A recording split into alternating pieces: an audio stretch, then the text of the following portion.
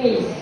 Amen! Hallelujah! Holy, holy, holy is our Lord. Amen! Amen! At dahil banal po ang ating Panginoon, ang lahat po ng mananamba sa Kanya, sa Espiritu at katotohanan, ay kailangan po ay banal din. Amen po ba? Amen po ba? Amen! Purihin po ang Diyos, tunay na ang Diyos po ay banal. Hallelujah! He is worthy of all our praises. Amen. Praise God. Purihin po ang Diyos. At ngayon po ay dadako po tayo sa isang bahagi na tunay po na magpapalakas po sa ating espiritu. Amen po ba? Ang siyang magbibigay sa atin ng kalakasan para sa ating espiritu. Sabi nga po, kung ano mga salita, sa pakikinig at sa pakikinig lamang po nagmumula ang ating pananampalataya. At dahil doon po nagmumula ang ating pananampalataya, doon po tayo palalakasin sa ating pananampalataya. Amen? Praise God! Muli po palakpakan po natin ang ating Diyos na buhay! Amen! Hallelujah! Muli po ang Diyos, tinatawagan po si Bishop Lord Batakis. Muli po ang Diyos!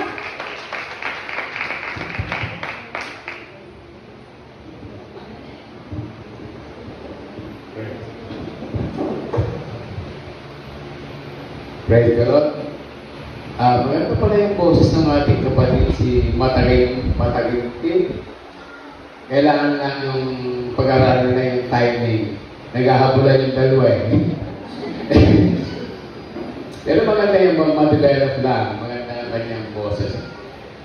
Ang importante sa pagkanta yung timing. Nung ako ay high school hanggang first year college, nag-aaral ako sa music. Pagbabasa ng nota. Kaya po, yung time na dapat mo nang matalas sa timing at sa nota kung tama yung nota. Pinigilan ko na ko yung second year college na. Kaya mula high school po ng first year hanggang first year college, talaga ang una ko natutunan, alam nyo, sa pagbabasa ng nota, tinuturo ko sa ako ko eh. Si Chloe, nag-aaral din kayo sa music. Sabi ko mo ng pag-aralan mo, do, re, mi, fa, re, mi, do, pahiram ng 5 piso. Inulo ko namin yung aming instructor noon, tanda ko. Ngayon ako yung high school. Galit na galit sa amin. Purihin po ang Diyos. Ako po hindi aware sa mga okasyon. Kanina ko lang nalaman na Mother's Day pala ngayon.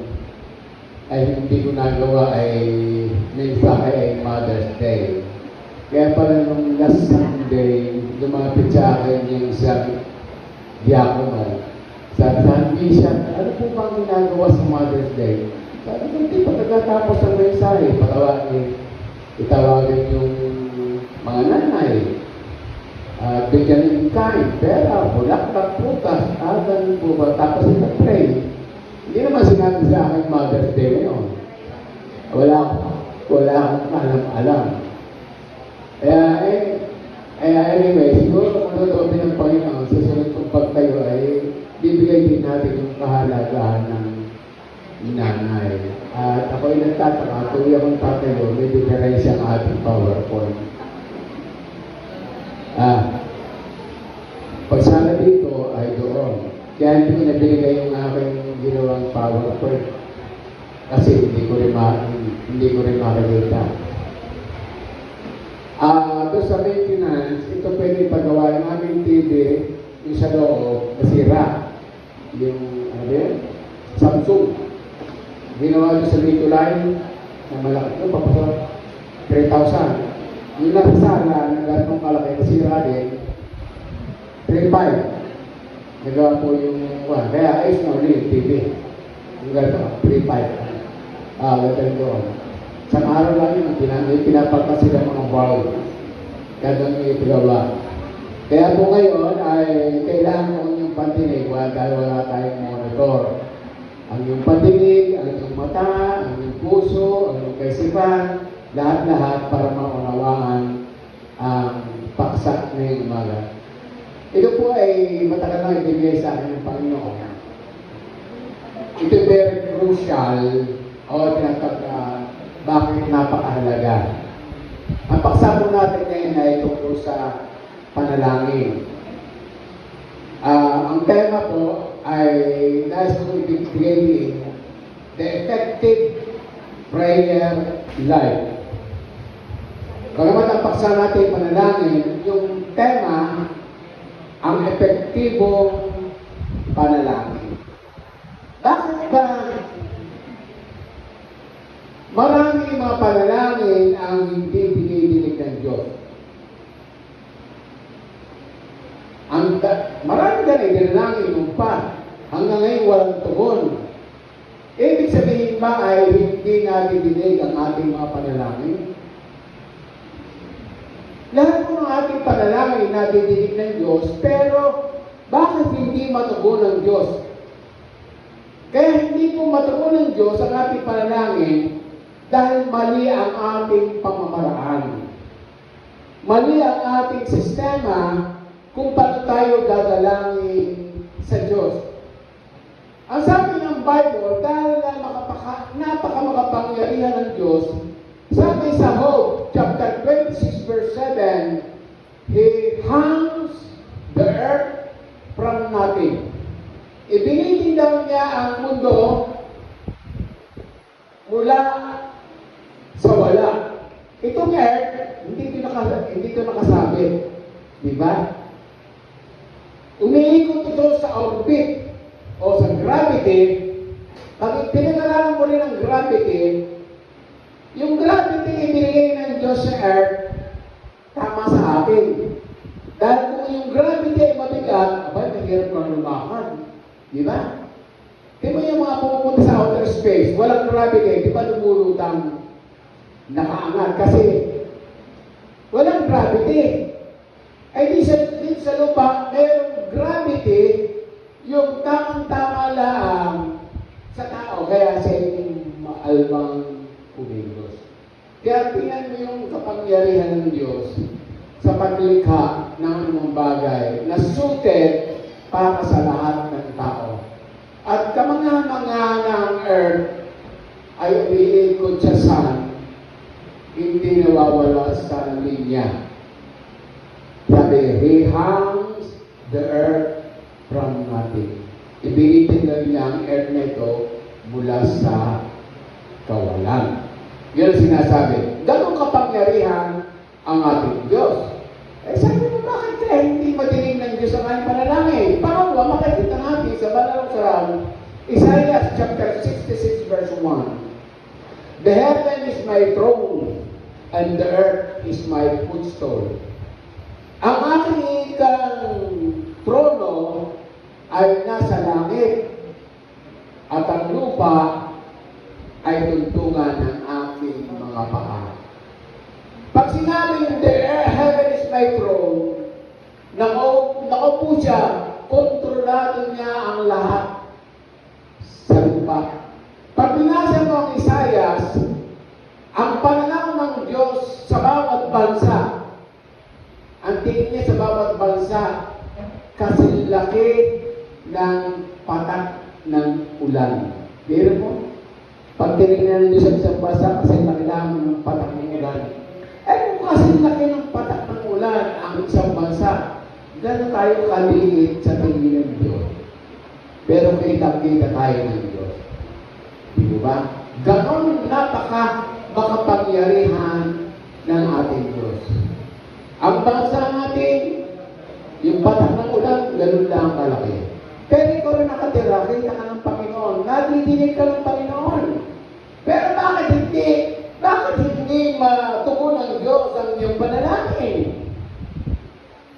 Sabi pa sa Jeremiah 32, verse 27, I am the Lord, the God of all mankind. Is anything too hard for me? Ako ang Panginoong Diyos ng lahat ng sangkatauhan. Meron bang anumang mahirap sa akin? Ang Diyos na nagdeklara noon. Siya ay makapangyarihan. Walang imposible sa Diyos. Tingnan nyo. nung ang bansang Israel ay umalis sa lupain ng Ehipto, papunta sa lupang pangako sa Kanaan, na ngayon ay Israel. Dumating sila sa puntos, hindi pinadaan ng Panginoon ang mga Israelita sa kaliwa o sa kanan, kundi diretso. Pero ang punto pa rin yung diretso, Red Sea.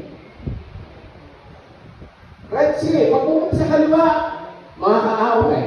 Pag pumunta sa kanan, mga kaaway. Pag pumunta sa likod, mga sundalo ng Paraon na talagang ang gusto sila patayin. Ang nasa harap nila ay kamatayan, Red Sea. Mamamatay ka sa loob noon. Pero pinakita ng Diyos ang kanyang kapangyarihan sa paraan. Nagre-reklamo ang mga Israelita, yung 600,000 na 20 years old pataas, bukod kayo mga bata, bukod kayo mga babae, kaya ang estimate ng 2 to 6 million. Bukod sa hindi nila babaka dito para mamatay. Dahil walang mapagliman sa iyo. Sabi ni Moses sa Panginoon, Lord, ano bang gagawin ko? Ay hindi humihingi sa Moses kung ano dapat gawin. Ay kaya sabi ni Jesus, ano bang hawak mo? Tungkod mo, o hindi ihampas mo sa tubig at mahahawi ang dagat. Yun ang prayer. Lord, anong gagawin ko? Para maalis yung problema. Sabi ng Diyos, yung hawak mong tungkod, ihampas mo sa tubig. At pag inihampas mo tubig, yung dagat mahahawi. At sabi nga, nung ihampas ni Moses sa kanyang tungkod, nahawi ang dagat, lumakad sa highway na tuyo ang mga Israelita. Bakit nangyari? Kasi nagtanong si Moses kung anong gagawin. Ibig sabihin, ganun kalaki ang ating problema, dapat ilapit natin sa Diyos. Ngayon, sa panong paraan, ang tao, pati ang paraan ginagawa para siya makalapit sa Diyos. Pero ang Diyos po ay mayroong pamantayan para tugunin ang ating mga panalangin. Hindi siya tumutugon sa panalangin sa paraan natin. Ang Diyos ay tumutugon sa panalangin sa pamamaraan na kanyang ibinigay. Una, John chapter 16, verse 23 and 24. Ito ang sabi ng Diyos. John chapter 16, verse 23 and 24. On that day, you will not ask me nothing. Sa araw ngayon, ay wala kayong hihinging anuman. Truly, truly, I say to you, katotohanan, katotohanan sinasabi ko sa inyo, what you ever ask the Father in my name, katotohanan, katotohanan sinasabi ko sa inyo, ano mang hingin nyo sa Ama, sa pangalan ko. He will give it to you, ibibigay niya sa inyo. Until now, ngayon, you have asked nothing, wala pa kayong hihingi sa aking pangalan. Ask, and you will receive, that your joy may be full. Sa makatid, pag tayo dumalangin sa mga sabi ni Jesus Christ, sa akin na kayo noon, hindi na kayo hihingi sa akin ng mga bagay. Kinausap ng Panginoon kung siya nasa lupa. Sa araw na yun, ibig sabihin, pag ang Panginoon sa Kristo ay nasa langit na, hindi na direktang lumalapit ang mga alagad kay Jesus Christ. Ang mga alagad, lalapit sa Ama, at ang gagamitin pangalan ay si Jesus. Hindi ka pwedeng dumirekta sa kay Jesus. Jesus na lang ni Carlo. Hindi. Humingi ka sa Ama sa pangalan ni Jesus. Yun ang sinasabi ng Panginoon. In that day, you will ask me nothing. Truly, truly, I say to you, whatever you ask in my Father, in my name, sa pangalan niya, tayo ay hihingi sa Diyos. Hindi kung kani-kanino. Ang maliwanag ay tinuturo kay Jesus Christ lamang tayo tatawag ng kahilingan sa Ama. Meron isang tunay na istorya doon ang sasaya sa Amerika. Pagka mayroong digmaan, compulsory, ang mga lalaki 18 years old pataas ay kasama sa militar. Kaya hindi inabot ako nung inabot ko yung CAT, nung high school. Nung college, inabot ko ang ROTC for 2 years, yung Self Officer Training Center. Kaya nung ako dumating ng 18, dumating yung sulat sa militar, pinag-report ako sa kampo. Pero hindi ako nag-respond kasi meron ako advanced training nung ako college na ROTC. Ngayon, pinipilit ibalik ay maraming ayaw. Di ba? Doon sa high school, ang hawak mong baril ay yung kahoy. Sa college, ang hawak mo talang baril yung sprinkler. Tinutulong ka ng pagkakasal. 2 years akong kayo napasok. Sa Amerika, ang magkaroon ng digmaan, compulsory ang mga lalaki, 18 years old pataas, ay sasama sa digmaan. At nung naroon sa digmaan, nakakilala si John at saka si Richard. Yung sa digmaan, naging matarik na magkaibigan si John at si Richard.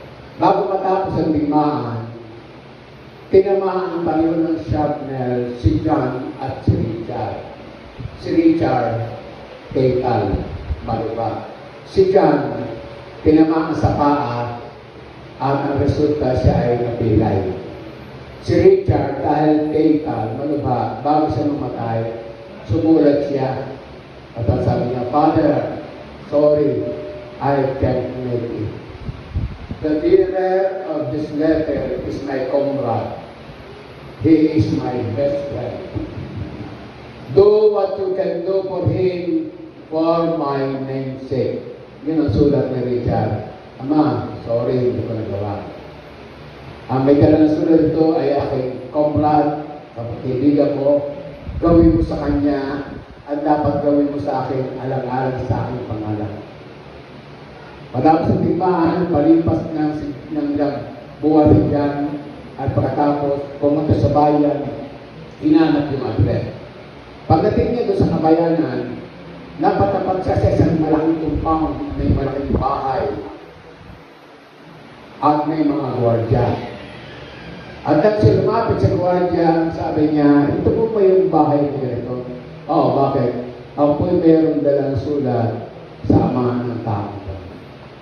Ginawa ng gwardiya, tumawag, at pagkatapos na tumawag sa loob, may lumabas na staff. At sabi, bakit anong kailangan mo doon sa father niya ni Richard? At sabi, may dala kong sulat. Tumawag yung staff sa loob. Meron po dalang sulat itong lalaki na galing na pusa ng kanyang. Pinapasok si John. Pag ipasok sa loob ng bahay, nakita niya, napalaking bahay. At yung palang ama ni Richard ay multi-billionaire. Maraming negosyo, may mga condominium, may mga mall, lahat, malaking business. At ibinigay ni John yung sulat. At nang mabasa ng ama ni Richard, sabi niya, Father, sorry, I can't make it. The bearer of this letter is my comrade and my best friend. Do what you can do for him for my name's sake. Gawin mo sa kanya ang dapat mong gawin alang-alang sa aking pangalan. At ang ginawa ng mga matapos mabasa, niyakap si John. Umiiyak. At sabi doon sa head staff sa bahay, Oy, ikuha mo ang tapo ito ng condominium. Bigyan mo ng katulong. Bigyan mo ng kotse. Bigyan mo ng driver. Sabat ginagawa ko ito alang-alang sa aking anak. Amen ba? Ganun pag tayo'y lumapit sa Ama sa pangalan ng Panginoong Jesucristo, hindi niya tayo mapapahindihan. Sapagkat ginamit natin ang pangalan ng anak ng Diyos. Yung po ang susi para tayo tingin ng Diyos na gamitin natin ang pangalan ng anak. Ang ating Ama ay napakamakapangyarihan. Napakayaman. Kayo, kung kayo nanganatili sa Panginoon, wala kayong bahay sa Forest Gardens pa. Pero sigurado, meron kayong bahay sa langit. Eto na, panampalaan ng Panginoon. Ang iba ng mga upahan. Pero pag dumating na tayo sa tatang panahon, John chapter 48, sa bahay ng aking Ama, in my Father's house, there are so many mansions. I will prepare for you. And after I prepare, I will come back. Upang sa ako naroon din kayo. Kaya, mayaman tayo. Hindi mo lang alam yung kalagayan mo sa Panginoon. Why?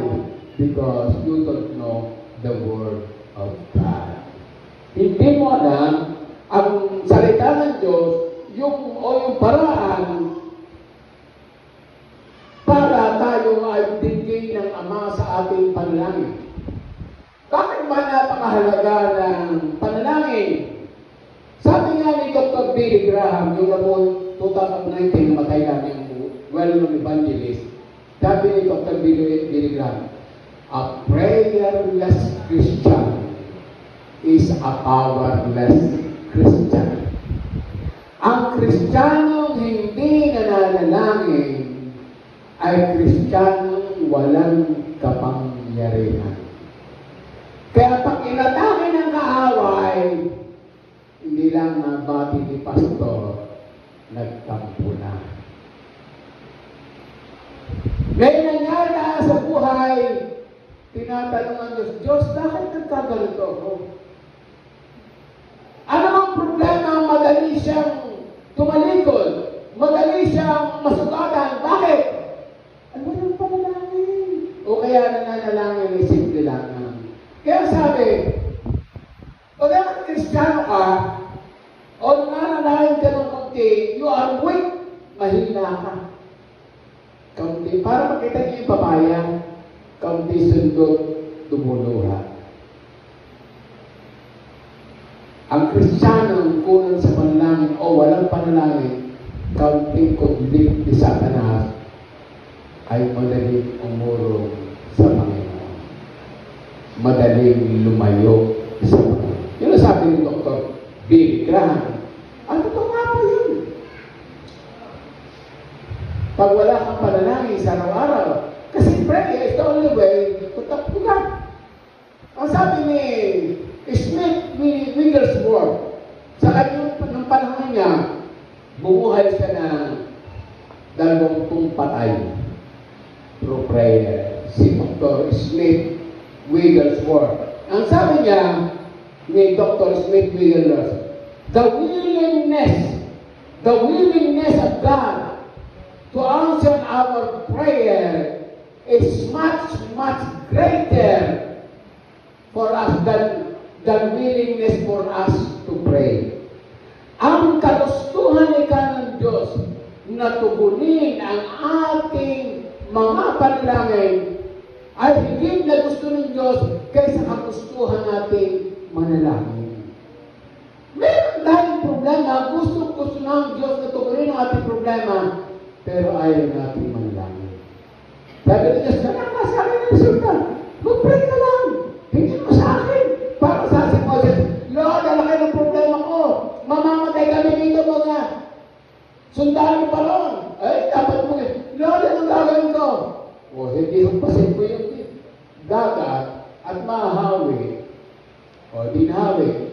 Lord, sila pupunta sa Kanaan. Dadaan sa Jericho. Sabi naman, abay, iilog ng Hordan, paano kami makakapunta riyan? Ay sabi naman, ay di yung mga sacerdote, pag tumapak doon sa ilog ng Hordan, mahawi yung ilog. Kaya sabi ni Joshua, sige, una ang sacerdote, tumapak doon sa ilog. Pagtapak ng mga sacerdote sa ilog na nun, yung ilog ng Hordan, nahawi at lumapat sa ng lupa. Bakit? Meron silang hilinig. Ibig sabihin, ganun ang kabigat ng problema, huwag ka magmumukmok, huwag kung sino-sino mahanapin mo. Gamitin mo yung karapatan bilang anak ng Diyos. Dahil gustong-gusto ng Diyos na tugunin ang ating panalangin, kaya lamang hindi matugon ng Diyos ang ating panalangin kasi hindi tayo nananalangin. At tumisan, para tayong bumbero. Kung kailan may sunog, saka kailan, bumbero! Ibig sabihin, dapat araw-araw tayo ay nananalangin. Amen po ba? Sabi mo, manalangin ka lagi. Yan. Manalangin ka lagi. Yan. Sabi ni E.W. Kenyon, isang well-known pang-evangelist, si E.W. Kenyon, prayer is actually a courtesy call to the inner chamber of the God, the Father in heaven. Courtesy call ito. Di ba pagka mayroong ibang tao sa ibang bansa, pumunta sa Pilipinas, nagko-courtesy call siya sa presidente, pinakausap niya. Nakikipagpagyo ng prayer, a courtesy call para tayo makalapit sa inner chamber ng Panginoon. Naalala ko si Reina Esther na mga Hudyo ay ipapapatay na ay gumawa ng parang si Reina Esther. Gusto niyang mabago yung kautusan ng hari na huwag patayin ng mga Hudyo. Pumunta siya sa bulwagan, nakita niyang hari patalikod. Bawal pumasok sa inner chamber pag hindi nakababa yung sentro. Yung bang mahabang tasbiro para mangyana ka palawin. Bawal. Pag pumasok ka doon, ay papatayin ka. Ay pumunta sa Reina Esther, gusto niyang hilingi na baguhin yung kautusan na mamatay yung mga Hudyo. Pabalik-balik sa pintuan gano'n. Siguro naramdaman ng hari, yung ginawa ng hari, ibinaba yung kanyang sentro. At pagbaba ng sentro, nakapasok si Reina Esther at nasabi ang problema. At nabago ang sistema, hindi namatay ang mga Hudyo. Ganun din. Sabi ni E.W. Kenyon, pag tayo nananalangin, katulad natin pumapasok tayo sa inner chamber, doon sa lugar, sa trono ng Diyos, lumalapit tayo para tayo'y humigit sa Panginoon. Yun ang sabi niya. And the last one, yung paborito kong teacher, yung mga libro na binibili ko sa kanya yung about prayer, about the Holy Spirit, is si Kenneth Hagin. Namatay na rin siya 2019. Siya ay magaling din teacher. Sabi ni Kenneth Hagin ay ganito, prayer is actually man's limited power is joining the limited power of the Almighty God. Ang panalangin daw natin ay ang pakikiisa. Yung ating limitadong kapangyarihan, pakikiisa sa walang hanggang kapangyarihan ng Diyos. Pag tayo tumalangin sa Diyos, yung ninanais natin na para maging imposible, sa Diyos lahat ay posible. Kaya very crucial, sobrang mahalaga, sobrang kailangan sa atin na tayo ay manalangin. Pag binasa mo po sa Bible, ang mga successful mga lingkod ng Panginoon, yung mga prayerful person.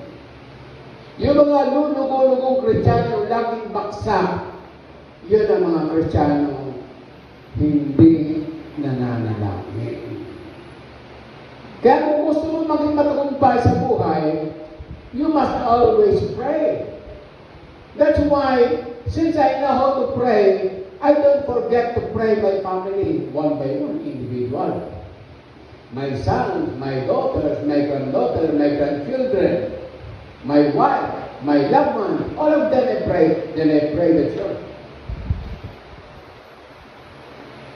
Kaya po mahalaga na ipag-pray ka natin ang mahal sa buhay.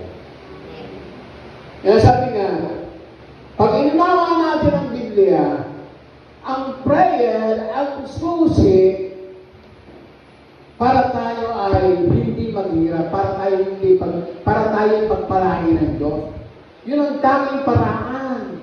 Prayer. Walang ibang paraan. Walang shortcut. Kaya sabi sa 3 John, verse 2, Kadlong 1, chapter 1, verse 2, My beloved, I wish above all things, sabi, that thou mayest prosper and be in health, even as thy soul prospereth. Sa Tagalog, mga minamahal, aking dinadalangin na sa lahat ng mga bagay, lahat ay guminhawa ka.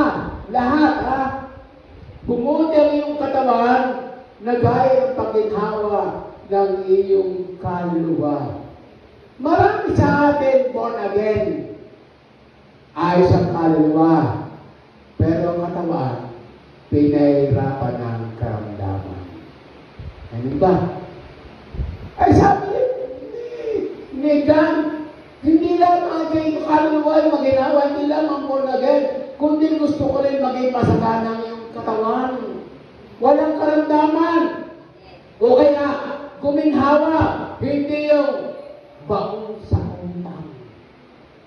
Maliwanag. Diyan po. Prosper and in good health. Laging namumblema. Bakit?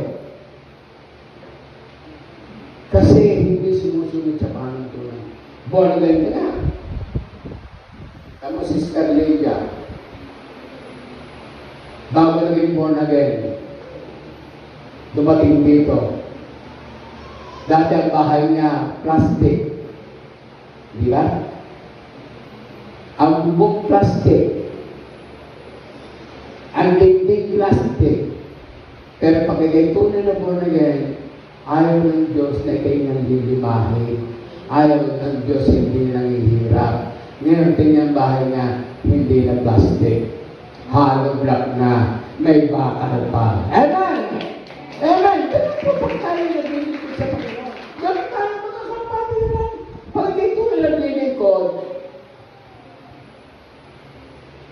aba, may kayo hindi pa born again, utang dito. Tapos, utang dito. Para mabayaran mo na roon, utang ka dito, ibabayad mo doon.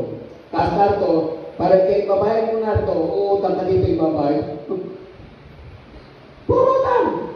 Ganun ba ang plano ng Diyos? Hindi! Gusto ng Diyos tayo masagat. Hindi naman yung mayamang-mayaman. Kasi baka makalimutan mo. Ibig sabihin, pag pangangailangan, meron kang dudukutin. Hindi mo hanapin sa bahay. Ang unang hanapin mo ay ang Panginoon. Hindi ka gagawa ng mga bagay na masama. Hindi ka kakapit sa magaling. Kakapit ka sa Panginoon. Yan ang sinasabi ng 3 John 2 na hindi na unawaan ng marami mga mananampalataya. Kaya dapat, kayo ba? May anak kayo, gusto ba niyo ang mga anak niyo naghihirap? Gusto ba ang anak ninyo ay may sakit? Kung dahil gusto natin yung ating mga anak ay hindi naghihirap, wala sakit, ay di lalo ng Diyos. Gusto ng Diyos na lahat sila ay masagana, malusog, kung paano sila born again at sa Panginoon. Dapat, hindi ka naman bilyonaryo, hindi ka naman milyonaryo, pero hindi ka pinagkukulang ng Panginoon. Ano sabi ng John chapter 10, verse 10? The thief does not come except to steal and kill and destroy. I came that I may have life and that they may have it more abundantly. Ang sabi, hindi pumaparito ang magnanakaw.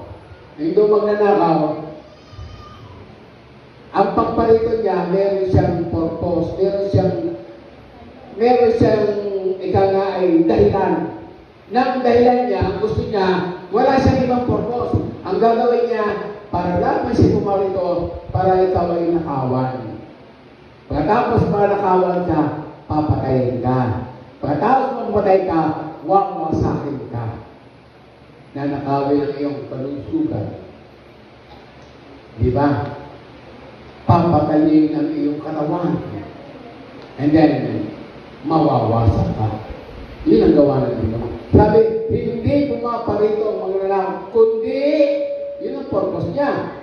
Yun ang gawa ng Satanas. Kaya nagpunta rito, para sino nanakawan, sino mamatay? Mga Kristiyano. Pero sabi ng Panginoon, ako'y naparito upang sila'y magkaroon ng buhay at magkaroon ng kasaganaan nito. Di ba? At kung tayo mga magulang, ayaw natin ating mga anak ay may sakit, ayaw natin mga anak natin naghihirap, ay di lalo ang Diyos. Sabi niya, naparito ako para kayo bigyan ng buhay, hindi basta buhay, kasaganaan nito. Alam mo ba?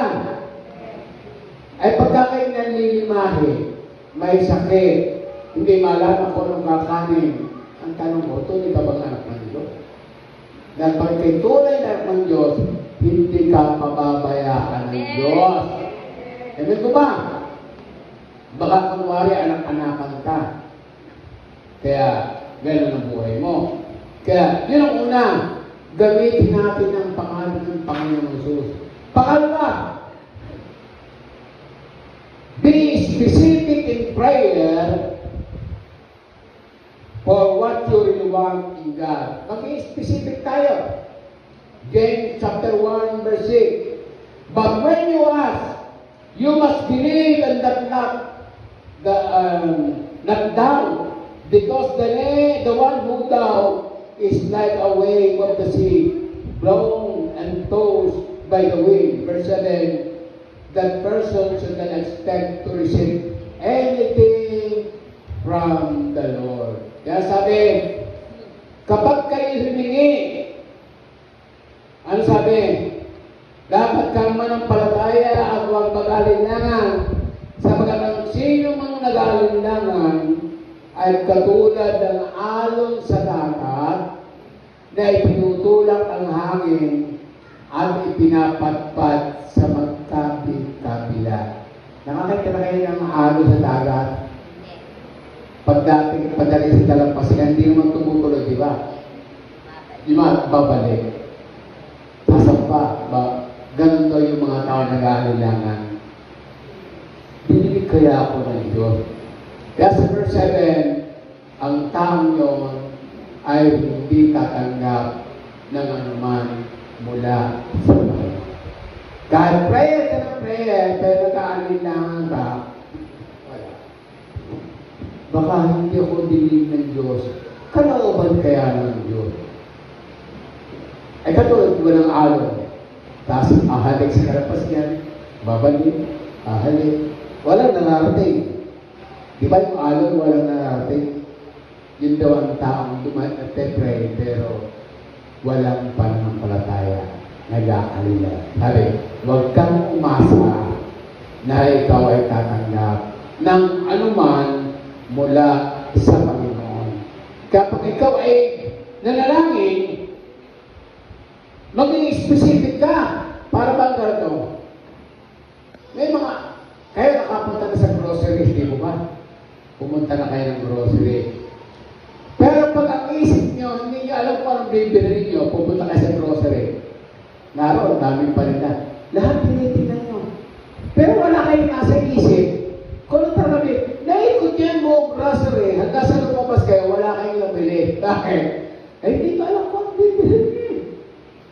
Naubos yung oras na ikot sa grocery o kaya sa mall, wala kang nabili kasi hindi mo alam kung anong bibilihin. Ganon din ang mga taong humihingi ng Diyos. Humihingi sa Diyos, hindi alam kung kanyang kapila o yung kanyang bilangin ay dididig kaya ng Diyos. Kalooban kaya ng Diyos. Pwede ba yun sa Diyos? Ganon yung mga taong nagtipray pero nag-aandilangan. Kaya be specific. Lord,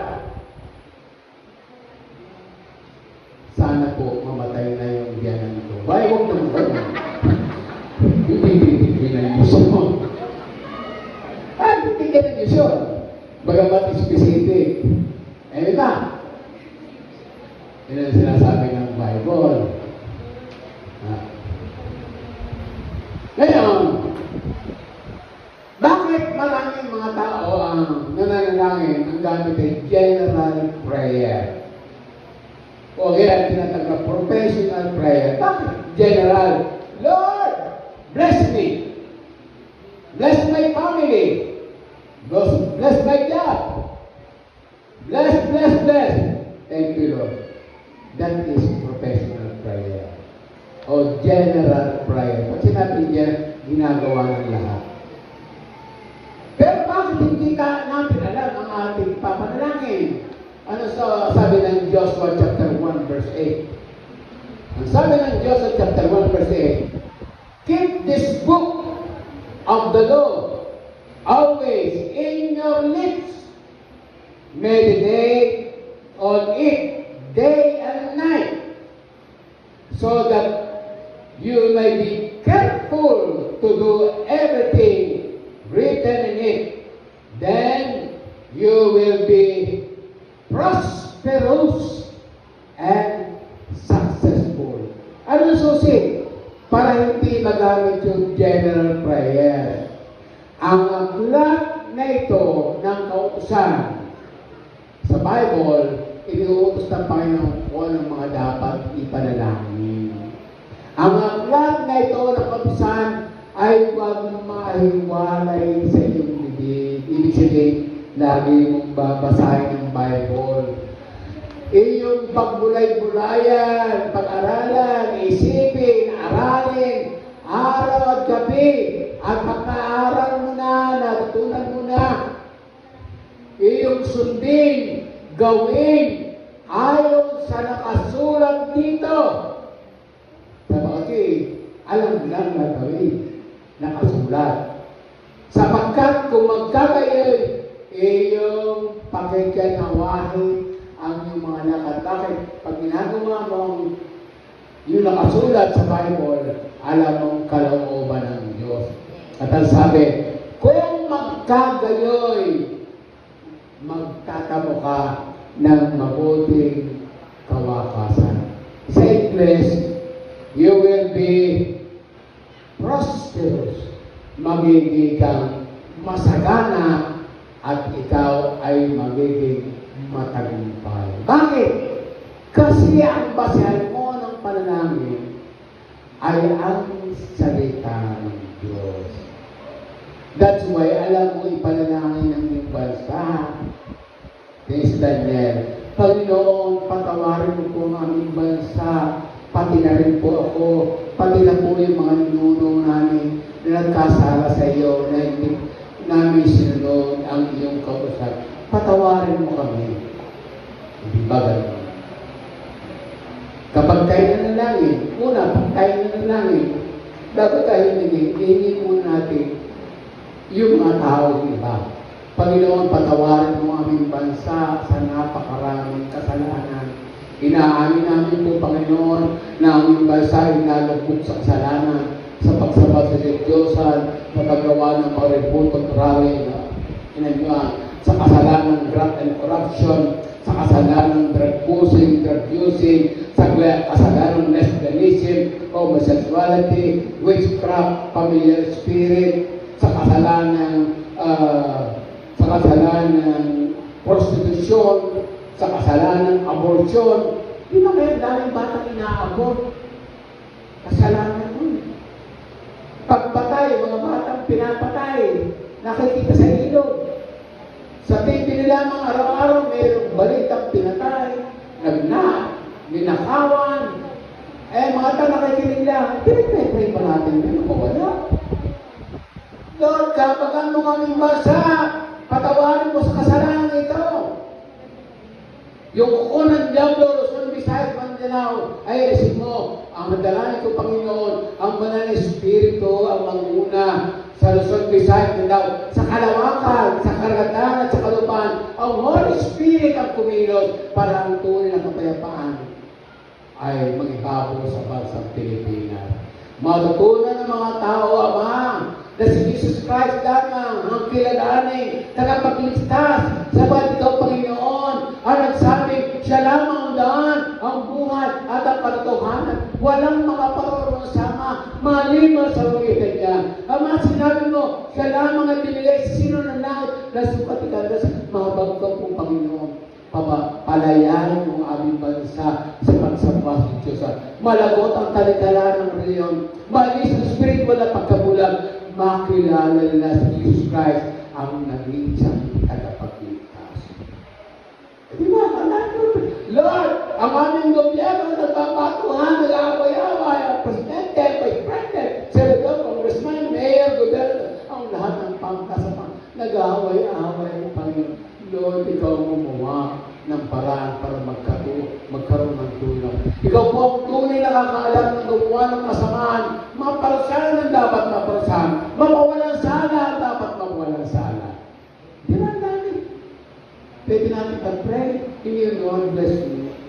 Bless my family. Bless us. Bless the church. Amen. Kaya pala kayo pag nag-pray, isang minuto pa po. Pero kung pag-pray talaga, baka isang oras kulang. Amen na. Yung anak ko, Lord. Kaya lahat ng mga anak ko, talaga sa prayer. At alam ko yung lahat ng prayer ko, dinilin ng Panginoon. Pag sinabi ko, marami ang prayer na tinulong ng Panginoon. Sa hapon, magsala sa inis.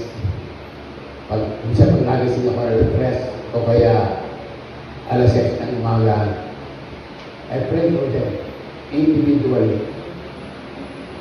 At ang gawain. Kasi, kung wala kayo pinag-pray, paano matutunan yung Panginoon? Dahil wala kayo pinag-pray. Hindi ba? Kaya po napakahalaga. Alam natin ang salita ng Diyos. Kaya napakahalaga kung pag tayo nag-pray, mayroong suporta ng salita ng Diyos. Una, use the name of Jesus. Pangalawa, maging specific ka. Hindi yung Lord, bigyan mo po ako ng trabaho. Wala kasi natin ko ng trabaho. Ano ba kung gusto mo trabaho? Magtitinda ng taho? Magtitinda ng talong? Eh, bakit trabaho, Lord? Gusto ko po ito, tinapos ko eh. Gusto ko ito, makuha kong trabaho. Ay, ganun ng Diyos. Pero Lord, meron akong sakit. Gusto ko pong pagaling. Ay, naman gusto. Alam ba, ang dahil mo sakit, alam ba diyan? Sabi na, alam ba diyan? Ay, di ko isa-isahin mo. Tutugunin ni Lord. Amen po ba? Merong suporta ng salita. 1 John chapter 5, verse 14. Pag magpe-pray ka, suportahan mo sa Diyos. Sabi doon, this is the confidence we have in approaching God, that if we ask anything according to His will, He hears us. Ito daw ang pagkakatiwala sa Kanya, na kung tayo humingi ng anumang bagay nang naayon sa Kanyang kalooban, ay dinidinig tayo ng Diyos. Pag tayo nag-pray, yung ayon sa kalooban ng Diyos, hindi yung interpret yung kapamakan ng iba dahil kagalit mo. Hindi ka didigin ni Lord. Ngayon, sino po dito ang pray sa kanyang mahal sa buhay na maligtas? Taas ng mga araw. Patuloy ba kayo? Araw-araw ba? Okay. Kung araw-araw mabuti, yung iba naman tumigil na, nanawa na. Lord, isang taon pa na pinag-pray, hanggang ngayon hindi pa nabuborn again. Lord, kalooban mo bang maborn again yung asawa ko? Kalooban mo maborn again yung mga anak ko? Magulang, kapatid, biyanan, lolo, lola, tiyo, tiya, pamangkin, pinsan, kapit. Kalooban mo ba, Lord? Ay baka hindi mo alam ang salita ng Diyos. 2 Peter chapter 3, verse 9. Ang sabi doon, hindi mapagpaliban ng Panginoon gaya ng ugali ng iba. Pagpapalitan inaakala. Kundi siya ay mapagpahingot sa inyo na hindi niya ibigay makahangat, kundi ang lahat ay magsipagsisi. Kalooban ba ng Diyos ang mahal niyo sa buhay maligtas? O yan. 2 Peter chapter 3 verse 9. Ayaw ng Diyos na ang sino man ay mapahamak. Kaya huwag kayo maghihinawa. Yung mahal niyo sa buhay ay hindi lumapit sa Panginoon. Kung ako'y bago, kung ako'y maligtas, pabor na yun ako. Sabi nga ni Diane Tick, yung evangelist, yung missionary, na kayo mga attend pa noon, nakatutuding, nakaupo sa likod. Sabi ng evangelist, gabi yun, you will preach the gospel. Lahat ng nasa una, nagdiin mo na sa likod, ako lang naman sa likod. Pag tingin ko, wala na, ako lang pala sa likod. Sabi ko, me? Sabi, yes, the Lord said, you will preach the gospel. Ano na? Pero habang tumatagal, ako hindi. Tumatagal sa pananampalataya, I ask the Lord, Lord, kung talagang pinili mo ako, bago ako magkayag sa iba, yung pamilya muna ko ang maligtas. To make the story short, father, mother, brother, sister, lahat sila ay pamangat sa kanya. At ang sumunod dito si Pastor Lore, Sister Violi, yung mga kapatid ko, naging workers ng BIA. Wala pang BIA sa Batangas. Sila mga song leader. Sila ang ginamit ng Panginoon para sa school. Yung asawa ni Pastor Jason, teacher yun, nagturo sa BIA yun. Sila ang ginamit ng Panginoon. Hanggang sa mga ibang kamag-anak na nadala sa... Nung mangyari yun, saka ako napagamit sa Panginoon. Kasi, alam ng Panginoon, pag di kayo talaga gusto mo pa, kasi sabi ko, Lord, ako maglilig ko siya. Yung sambayan ko ay maglilig ko siya. Ang father ko, hindi mo basta-basta mapapaniwala. Ay batanggay niya sasabihin, hindi baby ko ang layag kung walang hangin yung mga tarinala, noon yung muna, hindi ko nakikita yun. Hindi pipinto ang layag kung walang hangin. Ang kaunta pa noon, hindi tatakbo yung samahan niya kung walang pera. Perahan niya. Ganun pala yun. Noong kayo nag-aaral, ay, Lord, ang panahon ay tinto.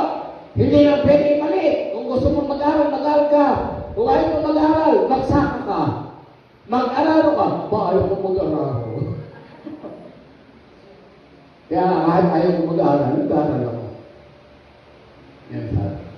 Ay pinaman ako sa father ko, gaya tinuro ko sa mga anak. Kung ayaw mo magtrabaho, mag-aaral, ay di bahala kayo sa buhay ko. Kaya siya, magaling na bago ang utak Nung una nag-aaral, nung second year, third year, pinapapag-aaral, kapatuloy rin. Yung tinuturo ng teacher, alam ko na bagay, may sa computer.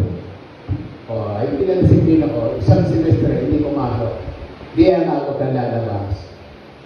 Hanggang sa natutunan niya, paano gusto ko rin mag-aaral. Wait, teka! Kumusta? Yung para sa'yo, kumusta? Sabi naman ng misis, yung ating pang negosyo, ibigay mo na sa kanya. Binigyan ako ng consistment ng 50,000 noon. Pag sa amin dalawa, pag ito, sabi ito, yung mga gusto mag-aaral. Siyempre, napitin na nanay. Di na kumbis ako ni nanay. Di na kapag-aaral. Yung 50,000, sarap-sarap lang, nahigit na sandaan ng limpo na gastos. Sa pagparito, 150,000 ata. Pero mas nagtino, sila makuha sa trabaho mo. Yung mga madaling pag nag-apply ay tanggap ka. Sila. Kaya po, yun ang pasalamat ko. Kaya ang napakahalaga po na kasama natin si Panginoon. Ano po ba?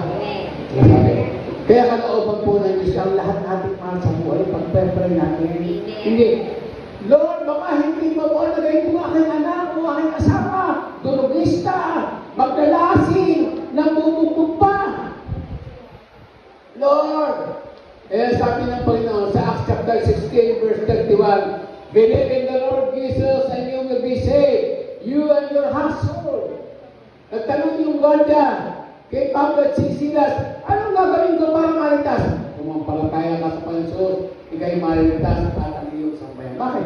Pag ang kasambayan ay na-born again at nakita ng kasambahay na kinabago, yung kasambahay mo madadala. Amen ba? I pray ka ng pray, Lord, baguhin mo ang asawa ko. Baguhin mo ang anak ko. Dapat baguhin mo ang prayer mo, baka kaya hindi mabago. Ang baguhin mo, Lord, baguhin mo ako.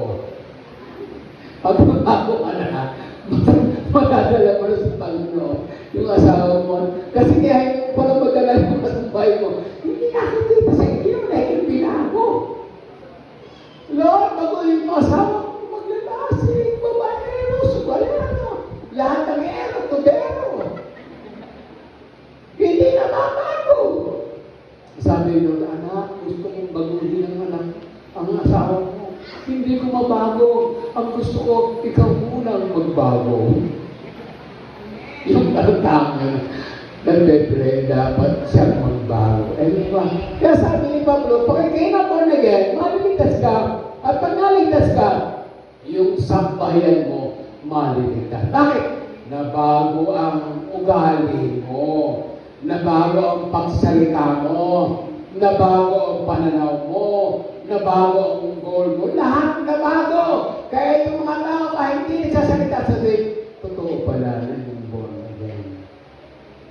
Eh para palang, born again mo, tatlong taon na, umatin ng born again. Pareho din naman, walang nababago. Hindi ba? Bakit? Kaya hindi madala.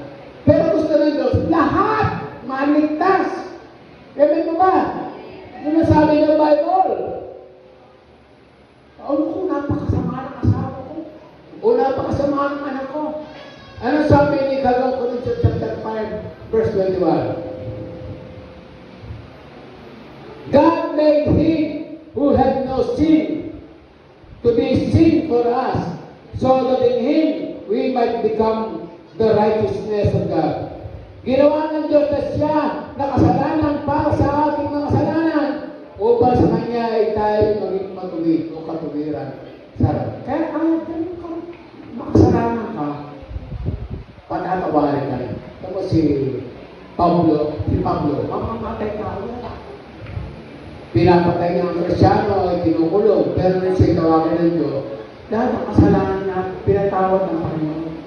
Walang kasalanan hindi kaya patawa. Si Maria Magdalena, 7 demonyo. Espiritu ng pang-aakit, espiritu ng kakirihan, espiritu ng ano yan. At talaga napapatawa ko doon sa ng espiritu. Spirit of tantalizing eyes. Pag tumingin niya kay Jesus, tantalizing eyes. Pang-aakit. Yan ang espiritu ni Maria, itong espiritu. Pero hindi sila lumagay dahil Jesus Christ prayerful. Ay kumisan tayo pag yung babae o yung lalaki na patangin na naman. Ba? May gusto niya sa akin na. Ayun pala yung isa. Kaya pala yun, ay may sakit pala. Meron pala sa atin, ano? Kaya, kahit ganung karanang kasalanan pa, pagka tayo lumapit sa Diyos, kaya ipatawaran ng Diyos. Well, kumusta ka, sister? Ano ito? Ipinanganak akong mahirap. Mamamatay pa rin akong mahirap. Hindi ako tinidilig. Naalala ko sino si Bishop naman. Yung kahapon sa prayer for Diyos, yung madala. And kumusta ka sa sarili mo? Naku, brother o Bishop, lagi kami kulang. Lagi kami wala. Ay, ang problema. Ano sabi ng 2 Corinthians chapter 8, verse 9? For you know the grace of the Lord Jesus Christ. Sabat alam mo ang biyaya ng ating Panginoon na bagamat siya'y mayaman, alang-alang sa iyo, siya'y naging mahirap upang sa kanyang kahirapan, ikaw ay maging mayaman. Kaya sabi pala ni David, ako'y naging bata at naging matanda. Hindi ko nakita na ang anak ng Diyos ay namalimos ng tinapay. Ano po ba? Amen. Ay bakit maraming Kristiyano? Laging hanap si Bombay. O kaya, aapi sa church. Nangyari dito yun ah. Maraming mahatin. Pagkawan sister. Ay di yung kapatid na kahirap rin. Pag nakahirap naman, wala na, hindi ko nakakita. Mayroon natin dito yung kalong babae. Yung pamilya nila. Nakalimutan ko pinili, no? Lumapit kay Sister Linda. Bumili, kumuha ng panindang mga damit. Na makuha ng mga panindang damit. Ubus at damit, pero wala yung punan. Hanggang sa nawala na rin yung naaten. Bakit? Kasi paniba ang motibo mo. Alam mo, pag nangangailangan ka, sa Diyos ka lumapit. I-bless ka rin, Lord, sa lahat ng paraan. Hindi yung kakakain lang. Sa kaya na yung unang pagkain mamaya. Nakain pa! Nag-uusap, ano ba yung nakain natin mamaya? Ba, ano ba yung nakain pa? Ng almusal, pinag-uusapan ng tanghalian, ano kayo tanghali natin mamaya? Para si Mrs. Sabi ko, huwag mong problema. Pag pinakain, ano ba gusto niya? Eh, iba naman talaga, ano ba yung gustong kainin? Sabi ko, pati ba pagkain? Pinoproblema pa ako, ano ba yan? Ay, kasi alam niya, yung kinain ko sa tanghalian sa almusal, hindi ko kinakain ng tanghalian. Yung kinain ko ng tanghalian, hindi ko kinakain ng hapunan. Iba-iba. Kasali ako ng ganun. Kasi ko, pag yung tanghalian ay sa gabi, sabi ko, abay, Xerox. Xerox yung pagkain. Ay, pag Xerox, tanglayin kumain. Pero may mga tao na nakakain pala ng mga problema. Ano kaya ang kakain natin?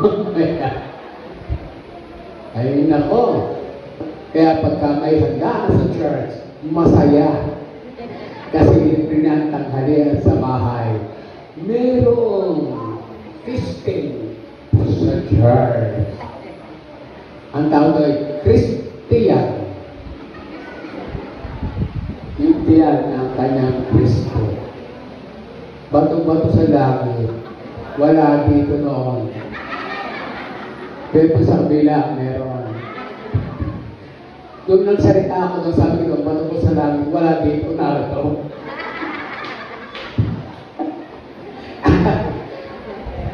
Kaya po, huwag kayong papayag sa panaloko ni Satanas. Hindi kayo mahirap. Hindi kayo nagdalaho. Kahit wala ka, sabi ko, wala ako. Pero mayroong darating. Ano ba? Karanasan mo na yan. Wala ako. Pero wag naman yung Lord, tingin milyon. Bibigyan ka ng Panginoon kung may purpose ang Panginoon sa milyon. Pero kung bibigyan ka ng milyon para lang sorry, magsige kayo. Ngunit hindi kayo nagsisagap sapagkat kayo nagsisigay ng masama. Pag kayo nagkaroon ng maraming pa, bibili ako nito, bibili ako noon, bibili. Puro kanya. Sabi ba, ay mali, hindi pala pwede. Ang bibigay sa iyo, yung sapat lang na Panginoon. Dahil wala pa yung pera, ang dami na nasa isip na bibigay. Kaya sa kaiisip na mura, ibibigay. Ha? Kaya tayo po sa iyo sa kanyang mga kapatid. mayaman ang iyong tatay. Kaya tayo ay mayaman. Amen. Palakpan natin ang Panginoon. Ang nasabi sa inyo, si Elias yung pumunta sa langit, chariot, ginto. O, dito yung nasasakyan natin, hindi yung kotse, chariot. Na ginto, may kabayo, ginto. Ganun kayaman ang Diyos natin eh. Di ba sa Revelation? Sa Isaiah, wow! Pag ako yung nagbabasa ng Isaiah at saka Revelation, napapatawa ko.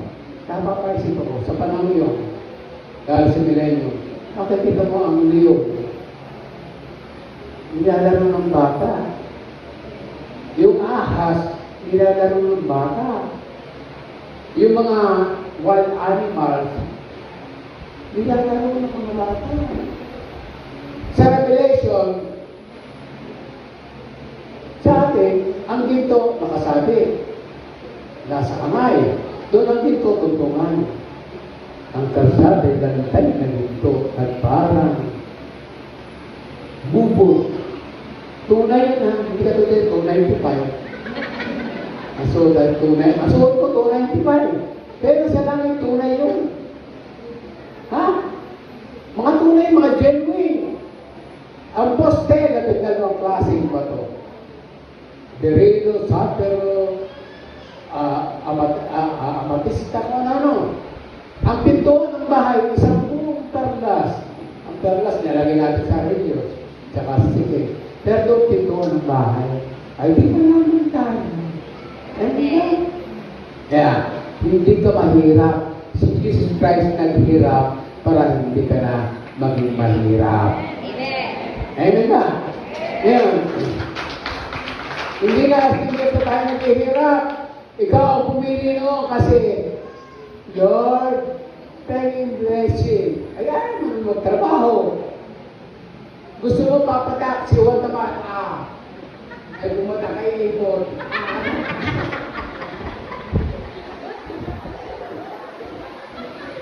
O kaya yung mayaman, nauna ka ng Ibon.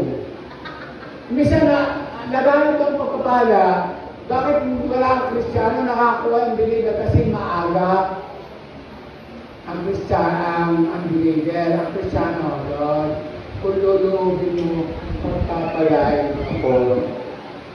Ay nako, mga Kristiyano, magising na, tulog ka pa. Kaya sa Isaiah 42, put me in remembrance, let us contend together, state your case, that you may be acquitted. Paalala natin sa Panginoon ng kanyang salita. Halimbawa, may sakit. Yan, patuloy pa kariwa. Ang sabi sa Exodus 15:26, pag tinulay-bulay, Exodus 15:26, halimbawa may sakit.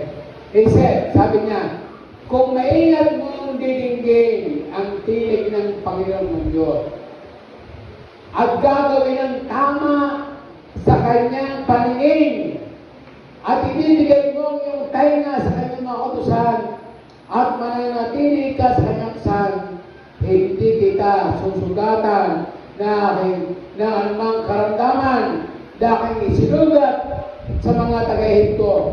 For I am the Lord that healeth thee. Anong kondisyon?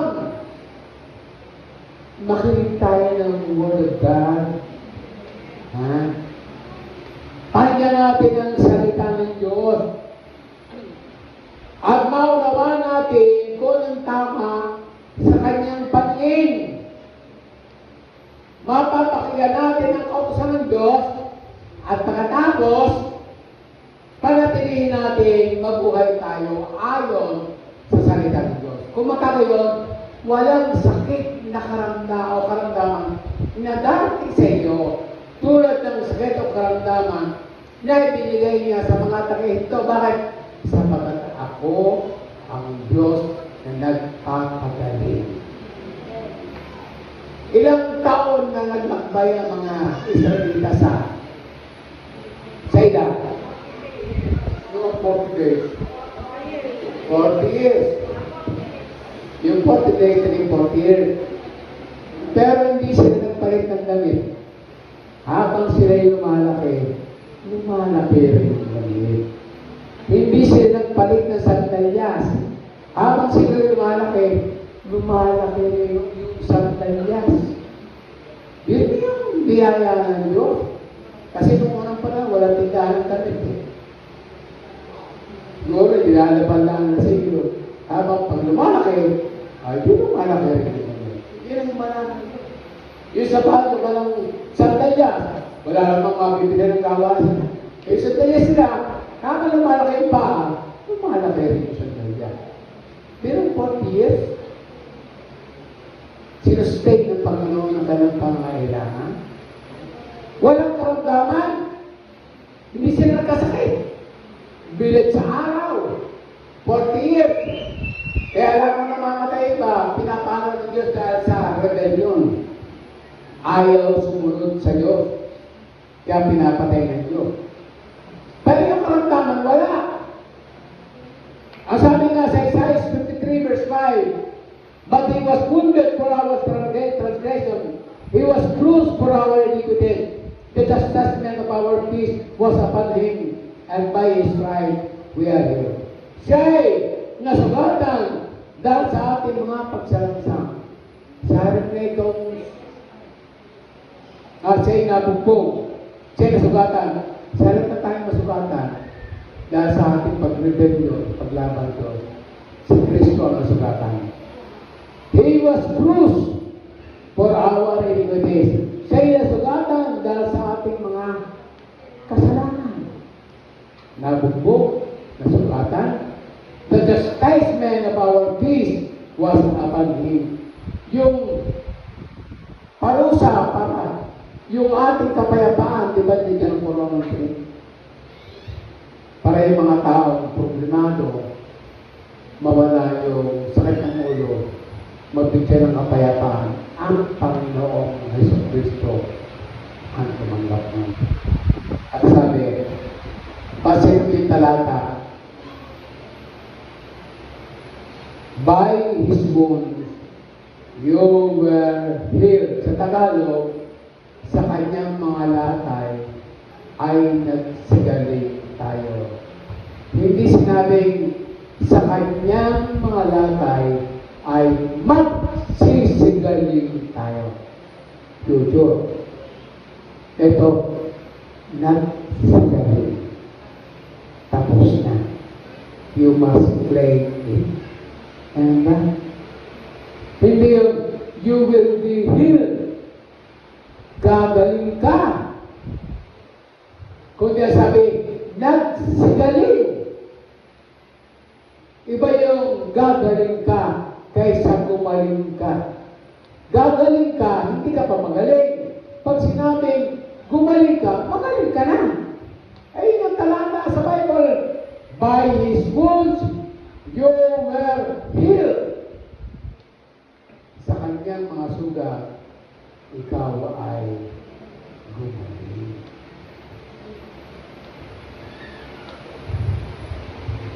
Awit 103, verse 2. Gusto kayong bugbugin sa salita ng Diyos patungkol dito. Praise the Lord, my soul, and forget not all His benefits, who forgives all your sin and heal all your diseases. Purihin ang Panginoon ang aking kaluluwa at huwag kalimutan ang kanyang magpala na nagpatawad ng lahat ng ating mga kasalanan at nagpagaling ng lahat ng ating mga karamdaman. Ano sila? Ibig sabihin, pag yung pala pinagaling, tinatawag ka sa kasalanan mo. Pag hindi ka gumaling, ay may magpapasalanan. Pag meron kang kasalanan na natili, hindi ka kagaling. Kaya dapat sarisin mo sarili mo na meron ka pang hindi sinusuko sa Panginoon. Dahil kalooban ng Diyos, hindi yung, Lord, kung kalooban mo, gumaling ako. Aba, hindi mo alam ang salita ng Diyos. Lord, sana pagalingin mo ako. That is prayer of doubt. iniinsulto natin ang Diyos. Hindi natin alam ang salita ng Diyos. Gusto ng Diyos, gumaling ka. O gusto ng Diyos, ikaw ay sabi niya, magaling ka na. Claim my word. Hindi kung kalooban mo, ako'y gumaling. Kung kalooban mo, huwag akong maghirap. Kung kalooban mo, maalis yung problema ko. Alam niyo, matutuwa ang Diyos pag ginagamit mo ang kanyang salita. Sino ang halimbawa natin? Si Jesus Christ. Nang inatake ni Satanas ang Panginoon Jesus, ang sabi ni Jesus, Satanas, nasusulat. Hindi lamang sa tinapay nabubuhay ang tao, kundi sa bawat salita ng Diyos. Diba? Pag sinabi sa atin, naghihirap ka, ganyan ba naglilingkod sa Diyos mo, pinabayaan ka rin sa Diyos mo, Satanas! Nasusulat! 2 Corinthians chapter 8, verse 9. Si Jesus, bagamat mayaman, ay naging mahirap upang ako ay yumaman. Ay di ba? Salita ng Diyos eh. Tumaling ka. At bago ka bumagsak sa lupa, hindi ka makakasugat. Ang sabi ni Jesus Christ, Satanas! Nasusulat sa kanyang mga latay, ako ay magaling na. Word of God! Di mo ba? Hindi, Lord, gagaling ka ba ako? Siguro kalooban ako ng Panginoon na mamatay na may sakit. Pag gano'n, hindi mo lang masalita ng Diyos. Iniinsulto mo. Kaya nung mangyari pa ako, hindi ko tinantanan ng Diyos. Umaga, tanghali, gabi. Hindi ko siya tinantanan. Sinuporta ako ng Morica. Sabi ng doktor, grupo yan after 6 months, pwede na kayo maglakad-lakad. November, December, January, February, March, April. March, pwede naka-recover na ako. April, wala nang benda. May, completely na. Kasi, amen. Use the word of God. Supporting. Saan ka nakakita ng wala dito hanggang tuloy butas? Yung aking daliri kaya isuot. Tama. Sabi nga ako sa ospital yan, putol. Pero sabi ko, huwag kang pumunta ng ospital. Pag pumunta ng ospital, putol yan. Ay, disibisang putol. Sabi ko doon, yung papayag na putol. Kami kapay termin na nag-isa, meron kami nakapatiraga ng tingkod nila. Hindi mo ano.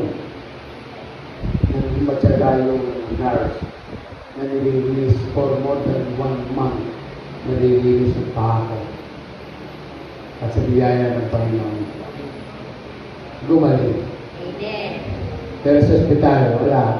Putulin niya. Tapos na problema na. O tapos na problema niya. Paano yun? Hindi katuwa. Ay, si putol. Ba't napapayag ng putol? Ha? Kaya po, dahil ang salita po ng Diyos ay buhay. Pag binanggit mo salita ng Diyos, kung lumabas hindi, nagsasalita ka ng life. John chapter 6, verse 63. The Spirit gives life. The flesh counts for nothing. The word I have spoken to you, they are full of the Spirit and life. Ang Espiritu nga ay bumubuhay sa laman, walang pakilalang. Ang salita, sabi din, na sinasalita ko sa inyo ay pawang Espiritu at pawang buhay. Ang sabi nga ng Hebrews chapter 11, verse 3. By faith we understand that the ages were set by the word of God, so that things that are seen were not made out of things which are visible. Sa pananampalataya ay naunawaan natin at talastas natin na ang lahat ng ito ay nilikha mula sa wala. Hindi naman sinabi Diyos, gagawa ko ng earth. Ang sabi niya sa Genesis chapter 1, verse 1, in the beginning, God created the heaven and the earth. Pero walang pinagmulan. Sa Hebrew word, ang salitang walang pinagmulan ay bara. Kaya yung unang salita sa Genesis chapter 1, verse 1, sa Hebrew word, Barashit, Elohim, yung Elohim, God, Father, Son. Barashit, Elohim, Bara, Etcha, in the beginning, God created the heaven and the earth. Bara, mula sa wala. Ang tao hindi bara. Ang tao ay asa. Pag sinabing asa, may pinagmulan. Ang Diyos ay kukuha ng alabok. Asa, galing sa putik, yan tawag sa tao ay Adam. Ang kaulugan sa tao ng Adam ay mati, putik, Adam. Na mahubog niya ang tao, asa, kukuha ng alabok, hiningan, naging kali ng buhay. Kaya ang tao, dalawang bahagi, panlupa at panlangit. Yung ating espiritu galing sa langit. Yung ating katawan galing sa lupa. Kaya sabi ng Diyos, nang galing ka sa labok, babalik ka sa labok. Yung ating espiritu, babalik sa Diyos. Yun ang ibig sabihin. Asa. Pero muna ito, yan lahat na nakita natin yan, bara. At yung sumunod na asa kasi mga bighi, mga buto. Sinabi natin dito, alin ang una? Manok o itlog? Sabi ko, pagkatanong ng pansin, Leo, manok. Ako nang ginawa natin sa may buhay. Hindi naman gagawa sa itlog. Ang gagawin muna niya manok. Yan tama sagot, alin ang una? Manok o itlog? Ay, ito yung manok. Yung manok ng itlog. Di ba? Kaya sabi ng pa yung mga poultry trains, yung mga bighe, kita na ninyo yung sinasabi ng Bible. Kaya, sabi ko nga yun, John chapter 6, ang salita na yun sa buhay. Kaya halimbawa, umaga, tanghali, gabi sa kanya, yung kayo mayroong nararamdaman umaga. By His stripes, I am healed. Hindi ko lang kung mga 50 times. By His stripes, I am healed. By His stripes, I am healed. Tanghali, by His stripes, I am healed. By His stripes, I am healed. By His stripes, I am healed. Gabi, pag matulog, by His stripes, I am healed. By His stripes, I am healed. By His stripes, I am healed. Nagmanipis yung Word of God. Kasi ang Word of God ay buhay. Huwag kami pangangailan. Kristo, kayo naging mahirap para kayo maman. Kristo, kayo naging mahirap para kayo nang. Kaya yung pangangailan mo, tinutugon ng Panginoon. Hindi ng Lord. Wala akong ganito. I-claim mo ang Word of God. Lord, kayo naging mahirap para kayo maman. Kaya ang problema, hindi natin lang kung paano tayo lumapit sa Diyos. Kasi wala tayong alam na salita ng Diyos. Ang alam natin salita, yung buhay ng kapitbahay. O kaya yung nasa Facebook. Pero yung salita ng Diyos, wala tayong alam. Pero pag tayo maraming alam, Satanas, kasusulat, si Jesus Christ, ang aking Panginoon, tagapagligtas, hindi lamang ako tinubos sa karamdaman, hindi lamang ako tinubos sa kamatayan, hindi lamang ako linis sa kaliliman. Siya ay naging mahirap para hindi ako maghirap. Hindi yung salita, nagagamit. Kasabihin sa tahan, may alam pala ito, lalo yung mga siya. Ay, sabi ko, Lord, pagkayamanin mo ba ako? Ay, Lord. Sabi na, hindi pwede. Pero hindi pa rin ako nawawala ng pag-asa na ako'y payayamanin ni Lord. Sino gusto tumaman? Amen. Gusto natin na, pero pag alam ng Diyos na makakabuti, ibibigay. Pag hindi, ibibigay. Ano ba, Lord, payayamanin mo ba ako? Kasi nakapasulat ko ng prayer, tinutulan pa sa mga anak ko. Sa lahat ng gusto ko, Lord. Pero hindi pa tinutulan ng Panginoon ako'y payamanin. Lord, payayamanin mo ba ako? Ay sinagot ako ng Panginoon sa Bible, mapalad ang nabubuhay sa pananampalataya. Ayun pala, sagot, mabuhay sa pananampalataya. Pero kayo payamanin. Alam niyo, sabi ko, wala pa sa akin ng pera, ang dami ko na iniisip na lugar na ito. Pababago natin yun. Tatanggalin natin bahay ng pizza. Diretso ang altador. Ang bahay ng pizza ay doon sa ulo at saka worker. Ito yung kitchen. Ito yung school. Ito yung CR. Ito yung aircon. Lord, kaya yamanin ko ba ako? Sabi ni Lord, I think that was it. Hindi sinabi ko. Kaya ako, Lord, 20 million. 20 million tapos lahat yan.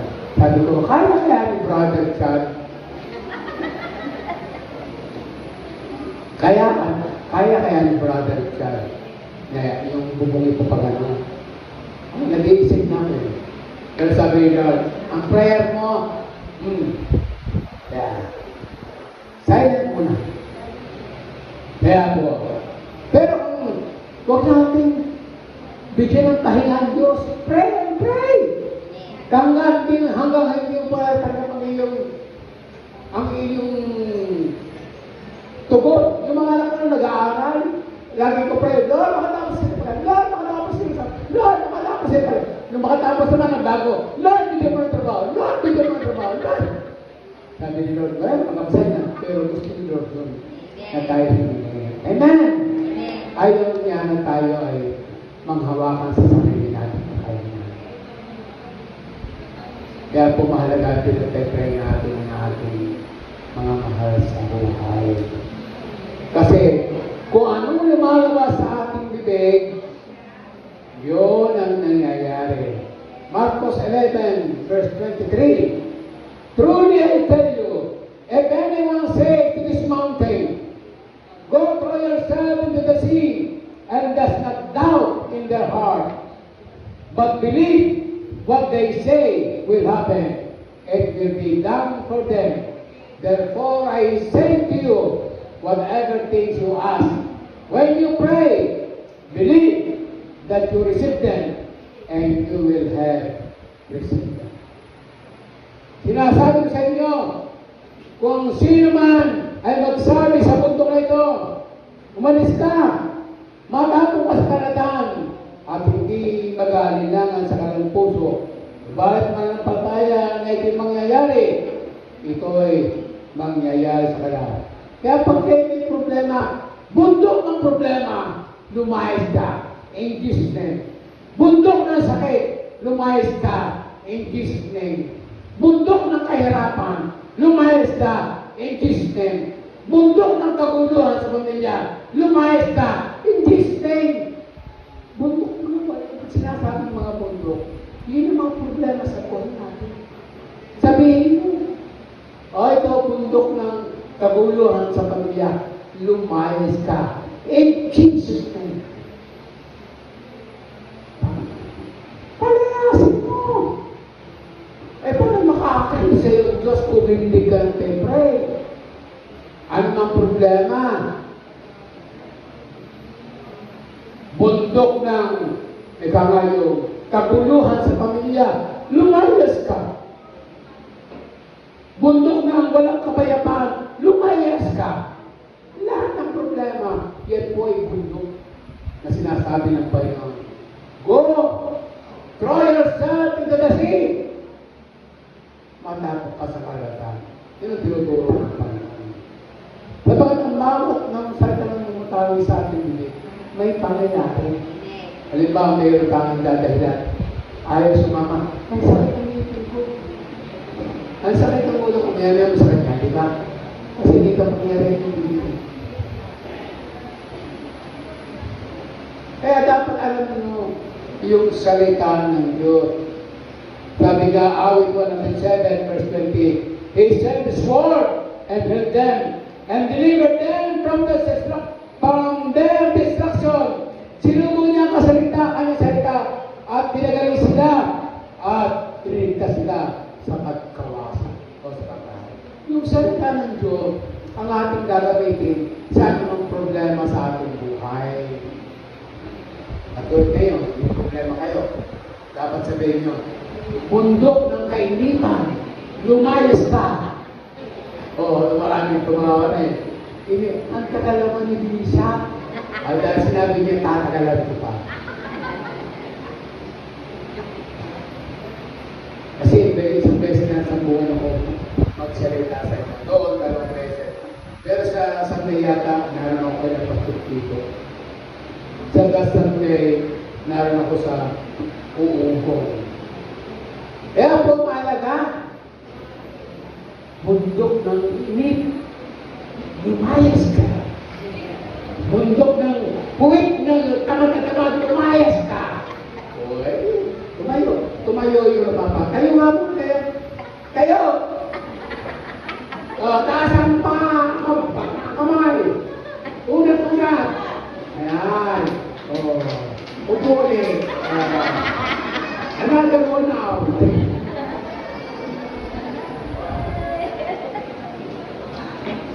Kaya po napakalaga ng salita ng Diyos. Amen. Pero malapit ang matapos. Siguro mga 10 minutes na lang. Plus 1 hour. Deuteronomy chapter 28, verse 1 and 2. If you fully obey, kung buong-buong mong susundin ang Panginoon ng Diyos, and carefully follow all His commandments, at masikap mong titigil ang tinig ng Panginoong Diyos, at sunod, isagawa ang lahat ng utos na iniutos sa inyo sa araw ito. Itataas ka ng Panginoon ng Diyos sa lahat ng mga bansa.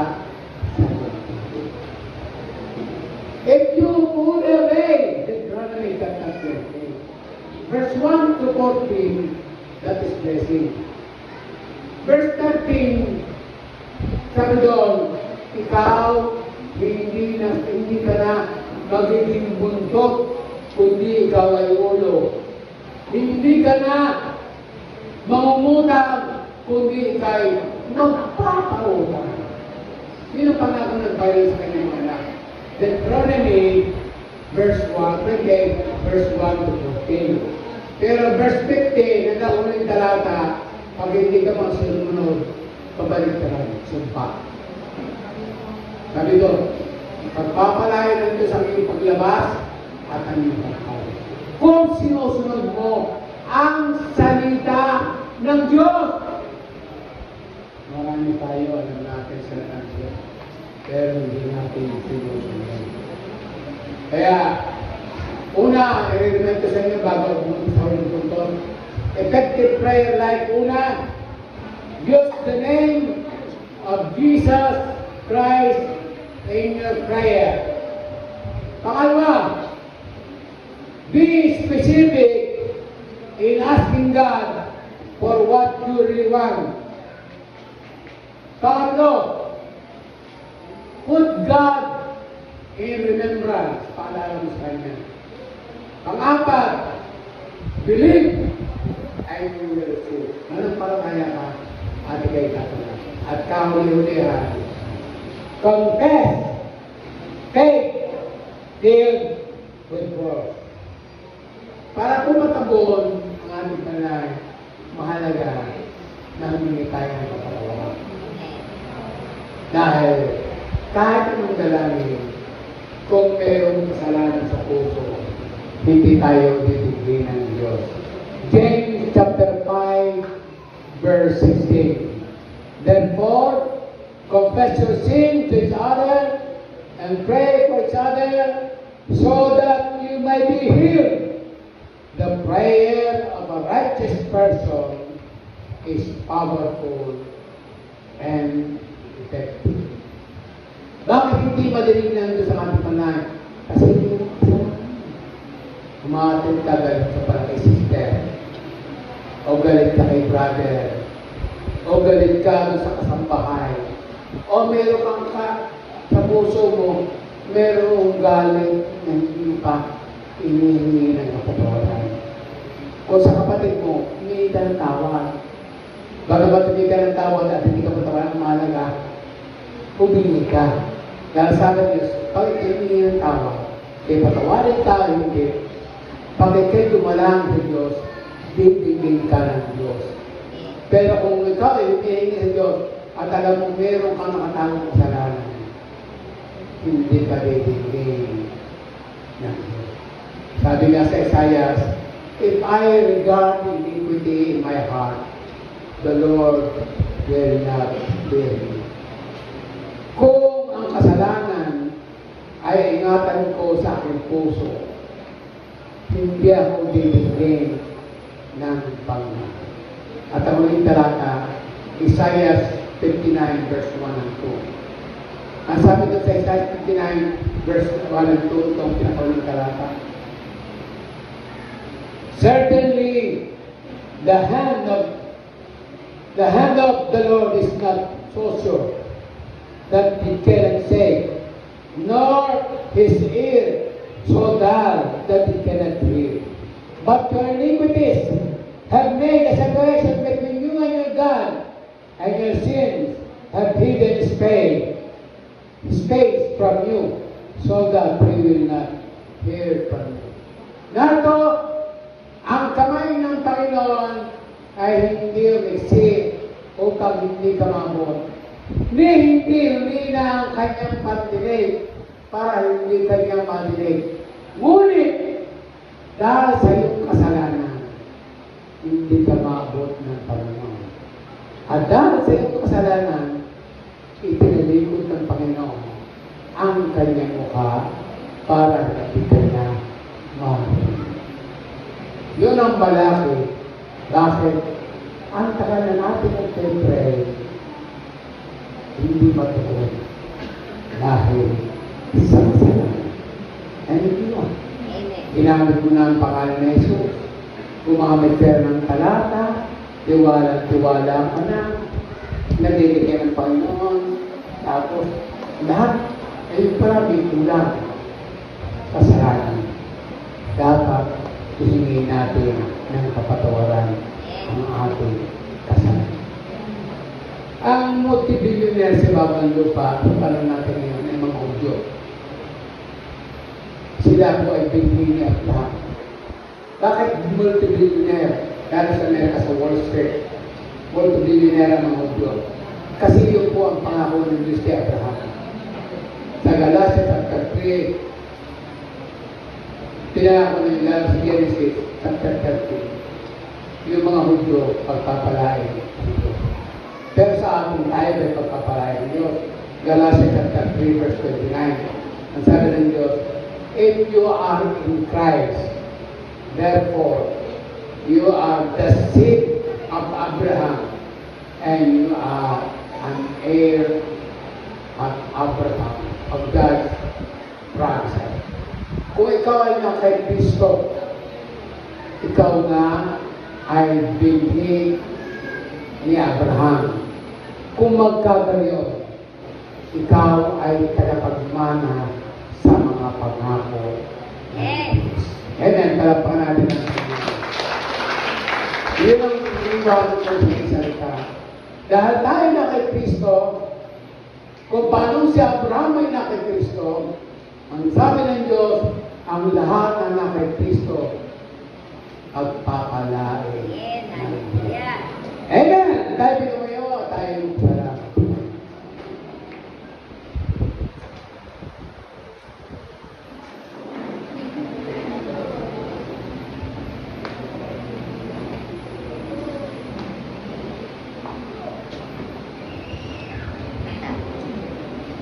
As Vincent Ray Tegan, Vincent Ray Gergana. Ano ba siya salita? Dapat siya na-attend na ating nagpa-prepare na.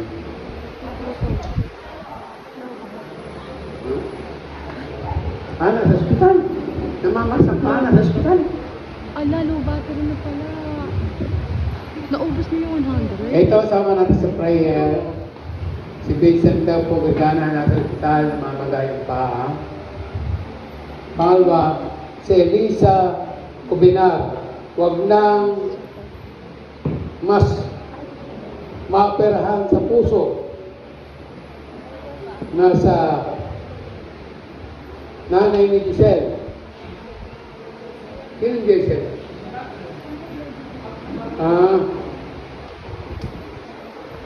Sister Alice de la Cruz, kaya pala may sakit. Ay laging kinukulit ako sa picture ko. Nabibisya. Yung picture mo, bakit? Meron nang nabili. Walang pa binibigay. Kaya tuloy, nagpapicture ako ng hindi. Kailangan yung picture mo. Prayer for BSSF is come back to school sa May 23. Okay. Okay. Alam mo ninyo ang susi para tagunin ng Panginoon ang ating panalangin. Amen ba? Kaya, ang kinig nyo, lahat ng prayer na ito, pinugunan ni Lord. Okay. Pero, sino sa pupurin natin ang Diyos. Alam kong mayroong ginagawa ang Diyos. Kahit kayo sa inyong upuan, mayroong kayong hiling sa Diyos, alam natin mayroong ginagawa ang Diyos. Alam kong may ginagawa ang Diyos. Alam kong may ginagawa ang Diyos. Kung ako magkakaroon sa Kanya,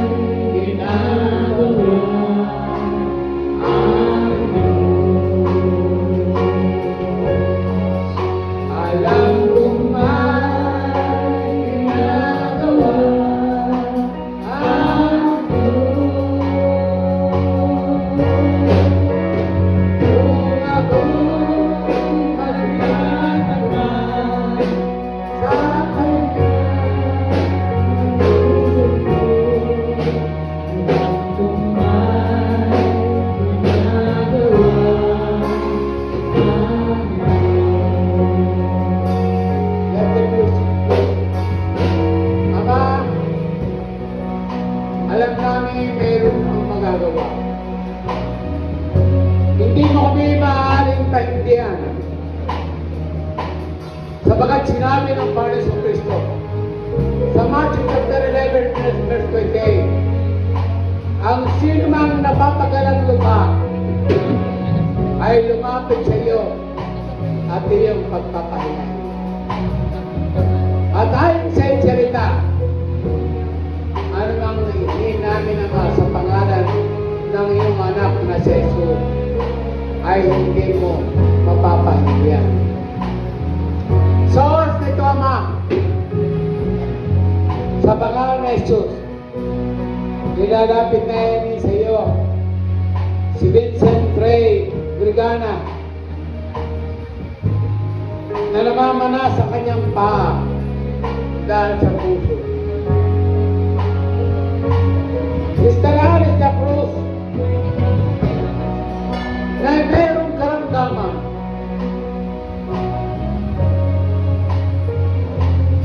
Lord, Exodus 15:26,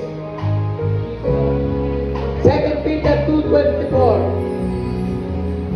Isaiah 53 verse 5, yung nagsabi, ikaw ang Diyos Alam namin sa iyo ang mga tao ito.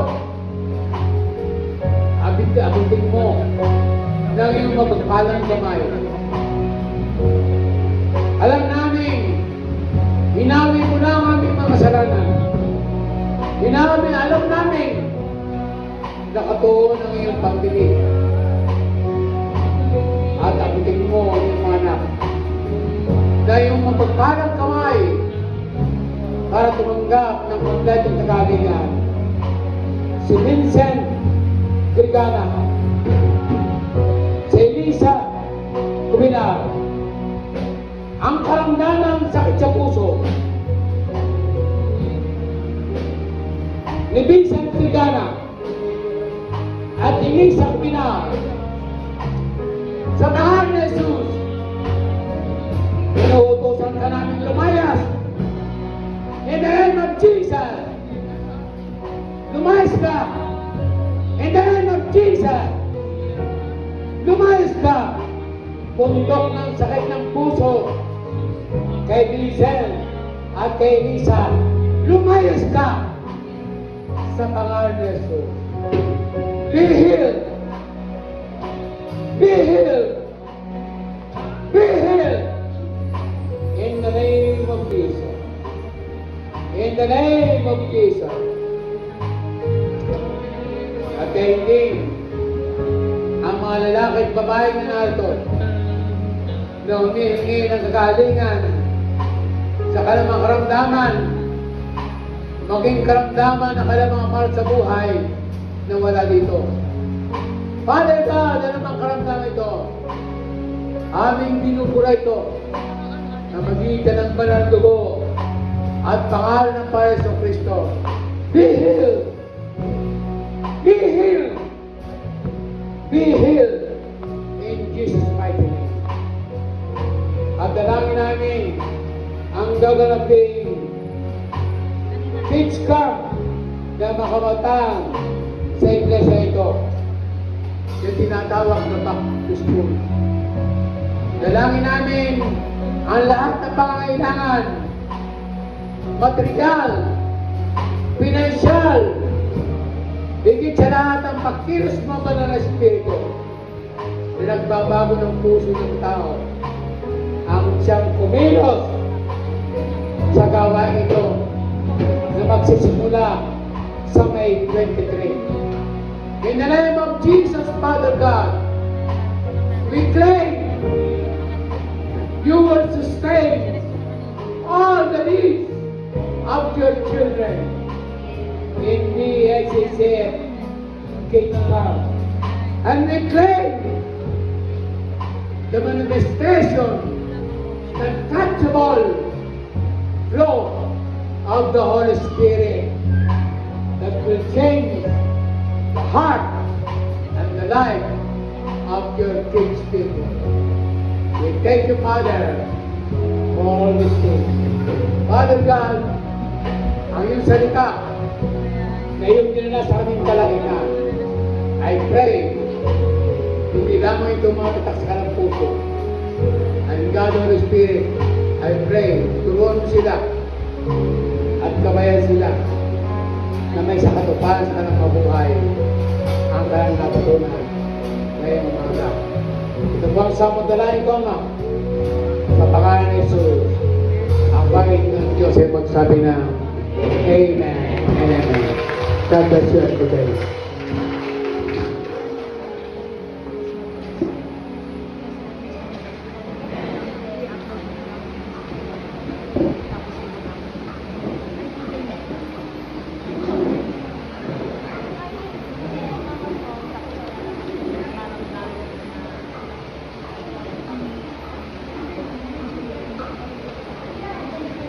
Praise God. Hallelujah.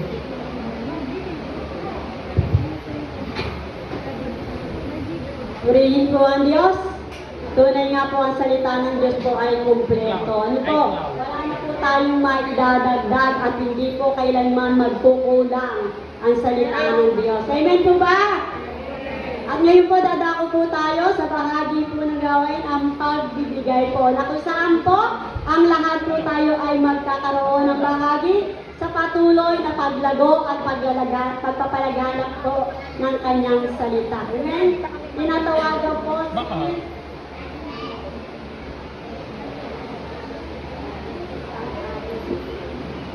Tinatawagan po si Sister Marisa Reyes.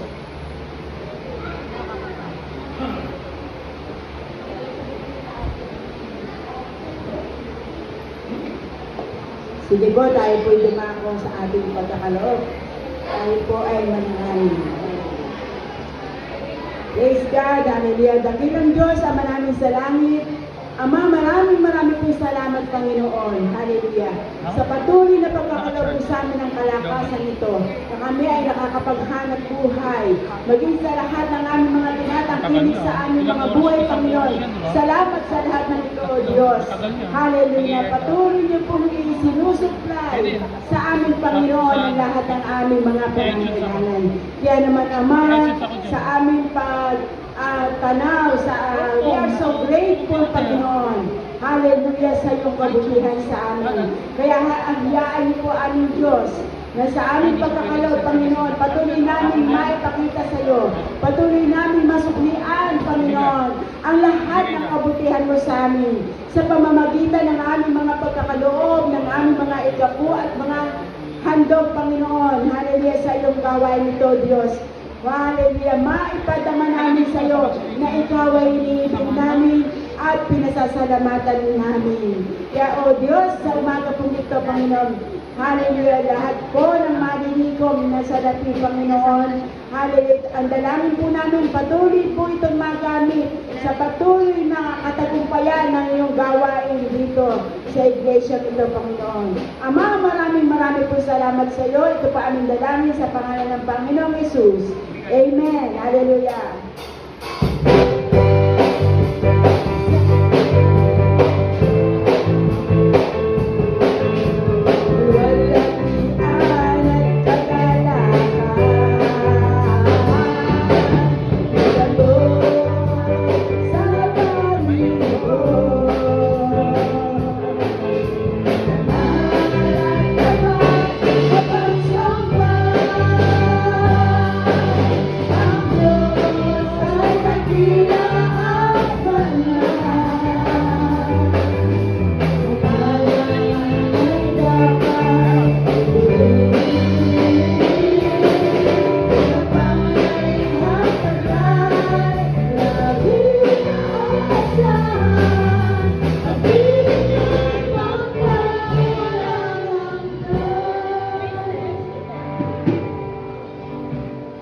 Amen. Praise God po.